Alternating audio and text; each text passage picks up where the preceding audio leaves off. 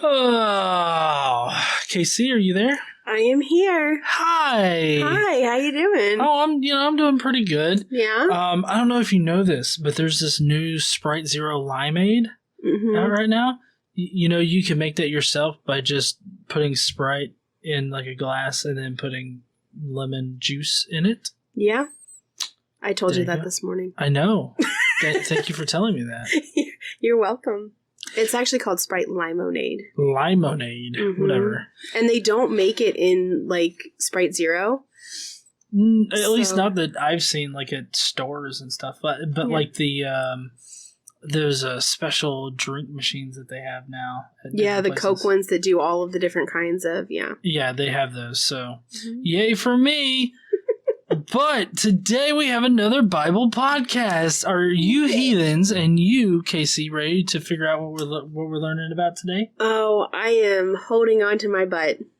Yes, you should. Hold it wide open. What? No, that's not what I'm doing.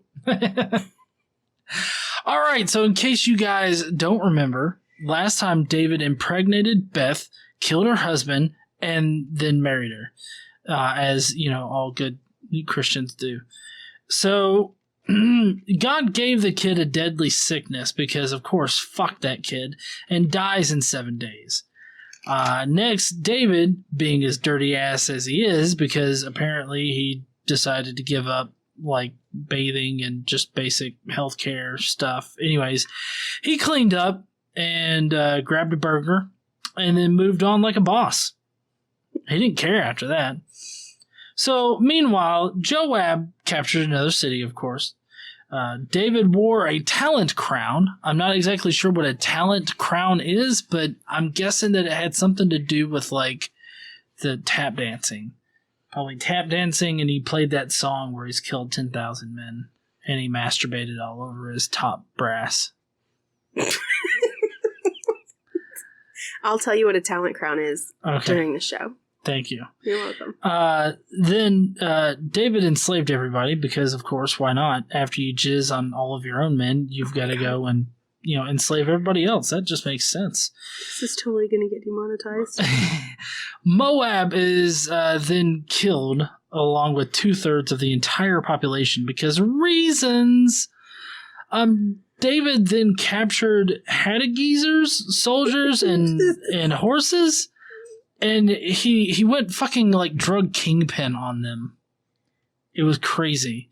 Then next, this drug kingpin named David went down to Damascus, and in order to he fucked them up too. Yeah, it's the Edomites later that apparently they were like, "Look, David, I will suck your dick if you don't kill us." No, he killed the Edomites.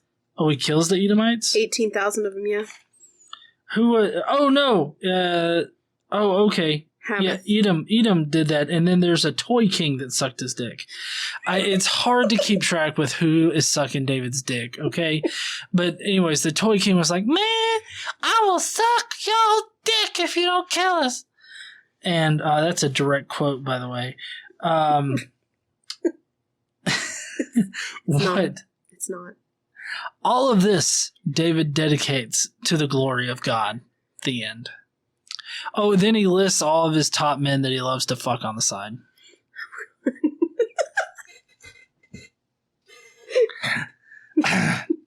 Daily Bible Podcast.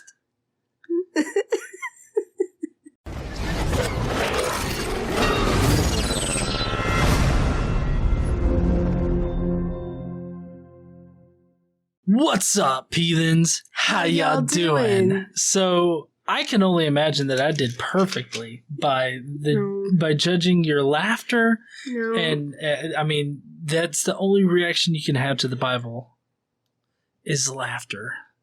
Well, child's laughter. Because children read this fucking book. I hope children don't read this book. See, when I was younger, we had like Bible workbooks. Like they have children's Bibles, like separate children's Bibles for Catholics. I don't know if they do children's Bibles for other like Protestant religions, but we had a children's Bible. Yeah, that would make sense for this whole toy king sucking David's dick thing. That was not in there. No? No. The Toy King definitely bends over and takes it up the ass from David. That wasn't in there either. None of the fighting stuff was in there. Or the dick sucking? There was definitely no dick sucking. What are they teaching kids these days? Can we just start? Yeah? Okay. So it isn't Beth, it's Bathsheba. Oh. Uh-huh. Like Bathsheba? Bathsheba. Yes. Oh, okay. And she was married to Uriah, who was one of David's soldiers.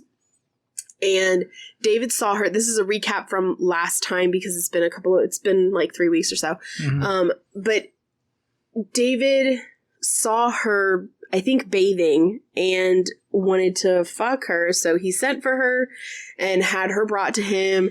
They had sex. He ended up getting her pregnant and then decided he was going to see if he could get Uriah to come home and, have sex with his wife so that he wouldn't know that it was David's and he'd think it was his. Because his initial plan was not to kill Uriah. Well, Uriah wouldn't come home, and then when he did come home, he wouldn't go to his home because the rest of the soldiers didn't get to go to their homes. Right. So he wouldn't go, so David ended up putting him on the front lines where he was sure to get killed, and he did. Honestly, I think if David would have been like, listen, Uriah, you either go fuck your wife or I kill you. I think he would have been like, oh shit, this is such a hard I'll fuck my wife, of course. Well, so anyway, Uriah was killed, and once he was dead, then David took Bathsheba as another wife. Because he didn't have enough wives. He had 7 or so at this point, I think? Yeah, he had a lot. So this made God mad. This reminds me of the Rodney Dangerfield movie where he's a Mormon. Yeah. And he has 8 wives. Yeah. I have never seen that. I'll have to figure out what it's called. I can't remember what it is. Oh, that's too bad. So this made God mad, and David pleads for his life. Well, so God decides he's not going to kill David, which is a relief. However, God is going to kill David and Bathsheba's son because of what David did. That's what he tells him. Mm-hmm. So last time we left it off where David mourned and prayed, threw himself on the floor, fasted, wouldn't take a bath, whatever. He basically threw a fit. Well, yeah. And he was praying, mourning, trying to plead with God to save the baby. So here's where we start today, and it didn't work. So on the 7th day, the child was struck ill, right? And on the 7th day of the child being ill, it died.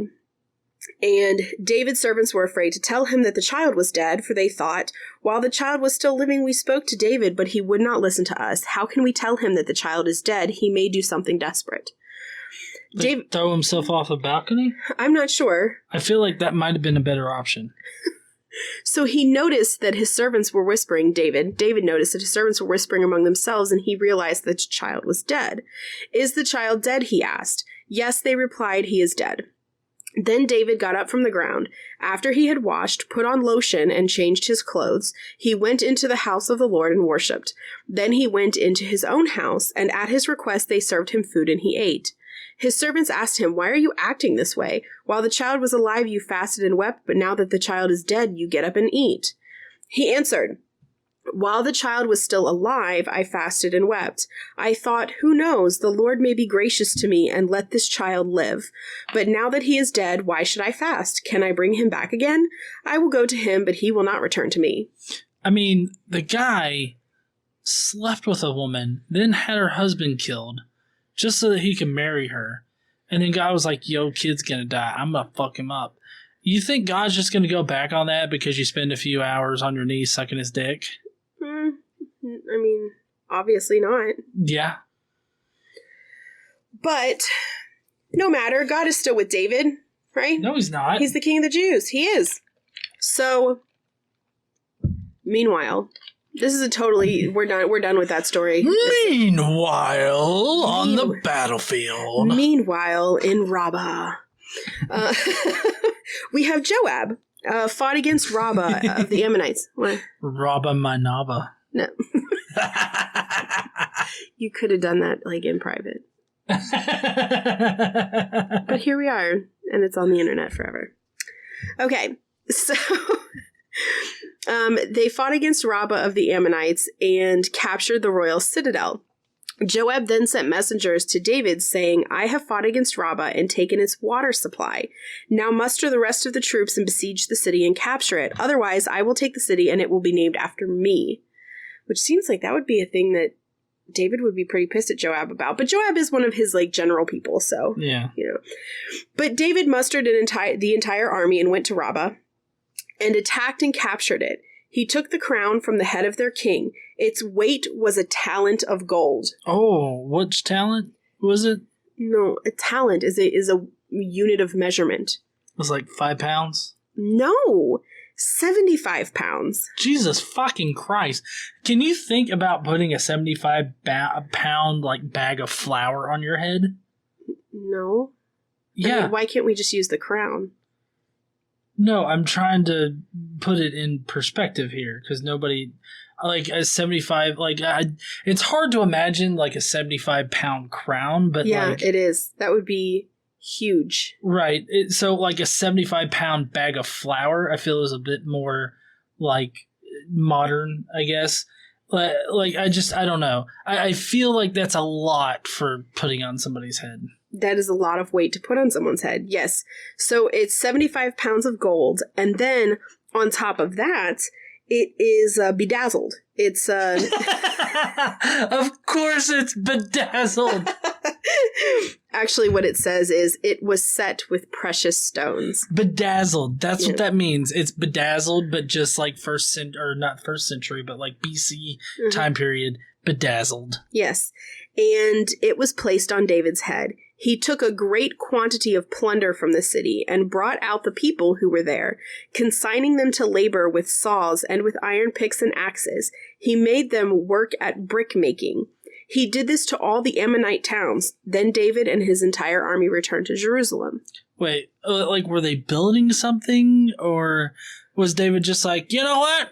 Fuck y'all, build bricks. That's what you're doing now. You're just making bricks all the goddamn time. Well, I'm sure they had to rebuild buildings and stuff like that and build palaces for David. And so, I mean, brick making seems like a reasonable thing to do. Well, yeah, I know. But it's like, you know, that made them brick builders or brick makers because of these things. But it's like, he's just like, yep, y'all make bricks. Yeah. I don't know. It just seems odd to me. Yeah.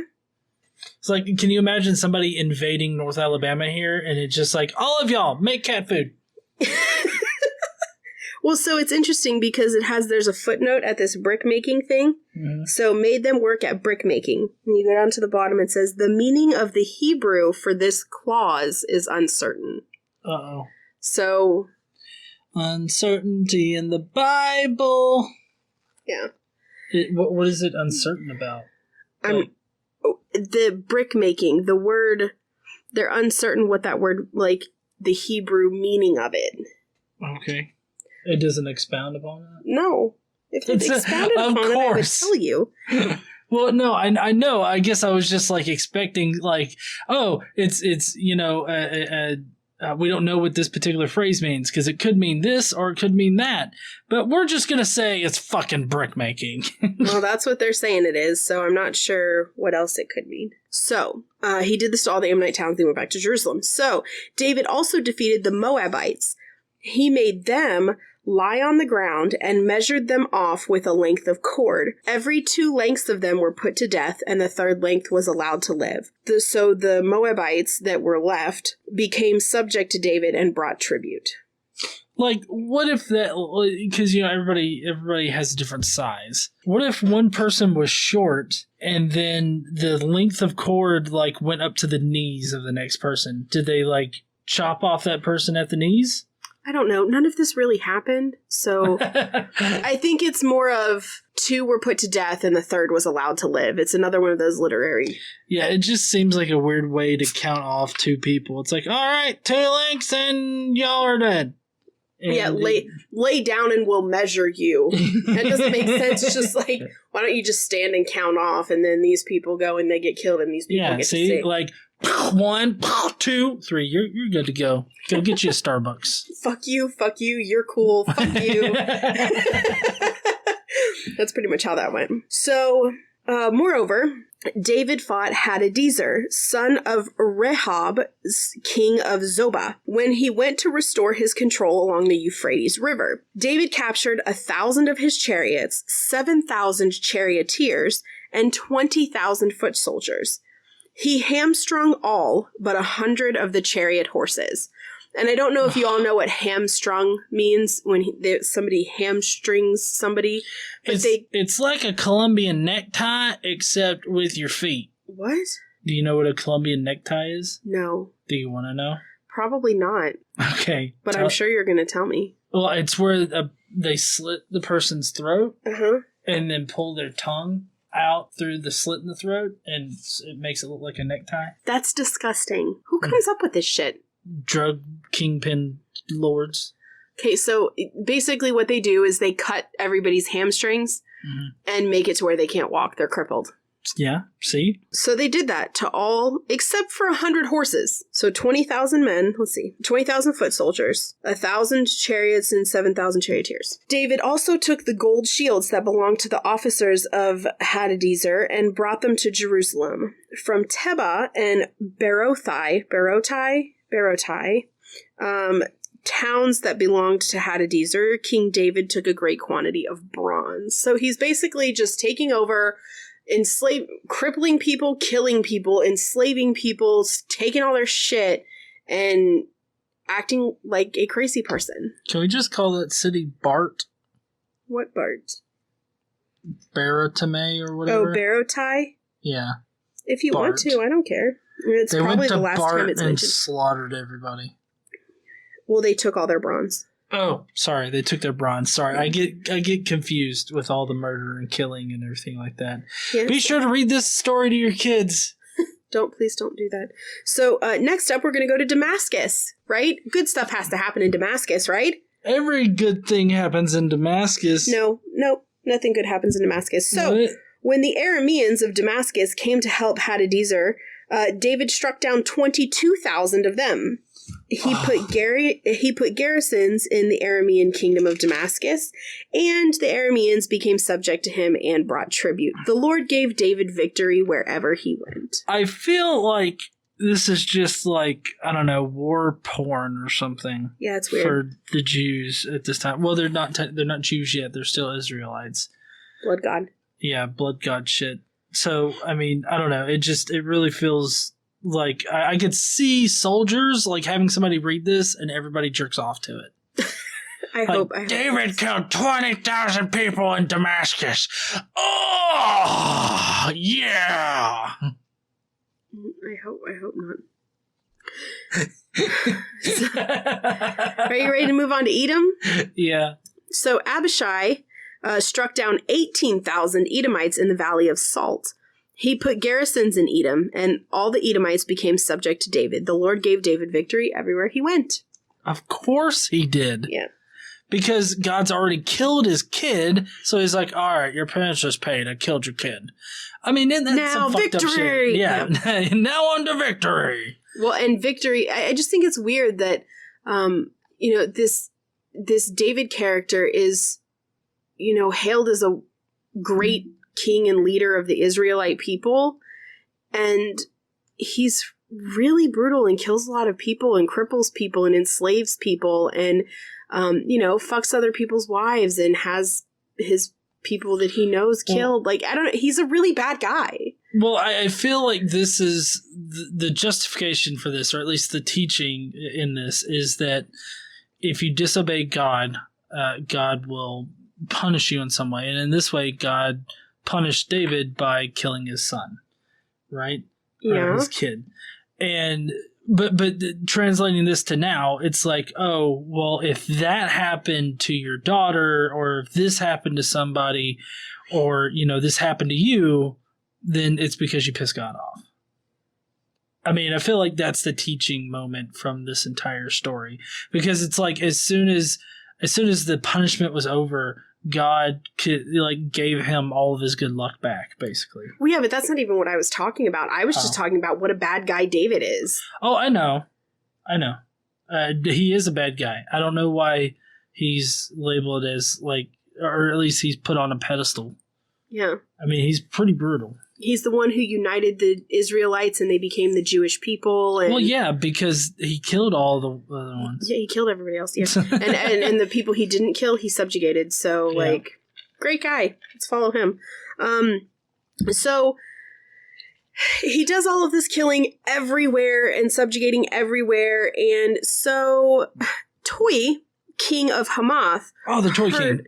Oh, yes. It's spelled T-O-U or T-O-I, depending on, it's a variant. T-O-I is a variant of T-O-U. So Toi, I'm going to go with Toi because I'm pretty sure that's how you say it.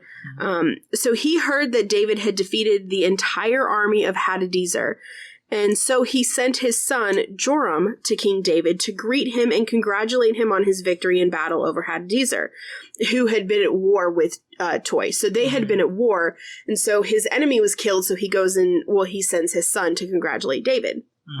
So Joram brought with him articles of silver and gold and bronze. Well, David dedicated all of those articles to the Lord, as he had done with silver and gold from all of the nations he had subdued. What is God gonna seriously do with all that material shit? Nothing. Same shit they do with it in the Vatican. Nothing. Make pretty shit out of it that sparkles, and then, people are poor all over the world, and the Catholic Church is coated in gold. So, let's see, all the places he had subdued: Edom, Moab, all the Ammonites and the Philistines, and Amalek. He also dedicated the plunder taken from Hadadezer. So he did all that. Now, from here, we are going to talk about the chiefs of the mighty men. Okay, so we're just going to hit some high points here because basically this is weird. I don't understand the necessity for this. They just talk about the mightiest of David's mighty men. So these are the guys that take the dick the best, okay? It says, together with all of Israel, gave David's kingship strong support to extend it over the whole land as the Lord had promised. So first we have Jashobeam, and he is a Hakmonite, and he was chief of the officers. He raised his spear against 300 men whom he killed in one encounter. Then there was Eleazar, and he was an Ahohite. As one of the three mighty men, he was with David when they taunted the Philistines gathered at Pas-Damim for battle. Then the men of Israel retreated, but he stood his ground and struck down the Philistines till his hand grew tired and froze to the sword. The Lord brought about a great victory that day. The troops returned, but only to strip the dead. And then we have Shammah, who is... Shammah Lama Ding Dong? Shammah, who was a Hararite. When the Philistines banded together at a place where there was a field full of lentils, Israel's top troops fled from them, but Shammah took his stand in the middle of the lentil field. He defended it and struck the Philistines down, and the Lord brought about a great victory. He defended beans. Yeah. lentil soup. Yeah. Yeah. Okay, so during the harvest time, 3 of the 30 chief men came down to David at the keg of Adullam, where a band of Philistines was encamped in the valley of Rephaim. At this time, David was in the stronghold, and the Philistine garrison was at Bethlehem. David longed for water and said, "Oh, that someone would get me a drink of water from the well near the gate of Bethlehem." So the 3 mighty men broke through the Philistine lines, drew water from the well near the gate of Bethlehem, and carried it back to David. But he refused to drink it. Instead, he poured it out before the Lord. "Far be it from me, O Lord, to do this," he said. Is it not the blood of men who went at the risk of their lives? And David would not drink it. So he asked for it and then decided not to drink it, which was super weird. He's a dipshit. So next up, we're going to talk about Abishai. Now, Abishai was the brother of Joab, and he was the chief of the three we just talked about. Jeshobeam, Eleazar, and Shammah. So he was the chief of them. He raised his spear against 300 men whom he killed, and so he became as famous as the three, which is really what the first guy did, right? And he was doubly honored above the three and became their commander, even though he was not included among them. All right. And then we have Benaiah, and he was son of Jehoiada, and he was a valiant fighter from Kabzeel. He went down into a pit on a snowy day and killed a lion. He struck down an Egyptian who was 7.5 feet tall. Although the Egyptian had a spear like a weaver's rod in his hand, Benaiah went against him with a club. He snatched the spear from the Egyptian's hand and killed him with his own spear. Such were the exploits of Benaiah. He too was as famous as the three mighty men. He was held in greater honor than any of the 30, but he was not included among the three. And David put him in charge of his bodyguard. So those are the 5 that are called out here. But then there is a list, and you can see these in 2 Samuel chapter 23, verses 24 through 39, and 1 Chronicles chapter 11, 26 through 47. I'm not reading it to you. There are 46 men listed. I'm not sure why they keep saying 30 men. There are 46 listed. So I don't know why it works that way, but they're there if you want to go read their names. I would just butcher their names, and it also gives the name of their parents. So their father, of course. So I'm not doing that. And that's all we have for today. All right. Yeah. So David fucking becomes a drug kingpin, tortures people, and is conquering lands to unite the Jewish people. Sounds like a happy-go-lucky story, huh? It's definitely interesting. Not happy-go-lucky? No, not really. So, next week, you want to hear what we got going on next week? Ooh, what's next week? Next week, Solomon is born. Yes. Solomon. He's the one with, like, the 500 wives or something, isn't it? Solomon is, he's born to Bathsheba. Oh. So they actually have 4 children. And we're going to talk about, I don't think we're going to talk very much about Solomon next time. So can you imagine that bedtime routine?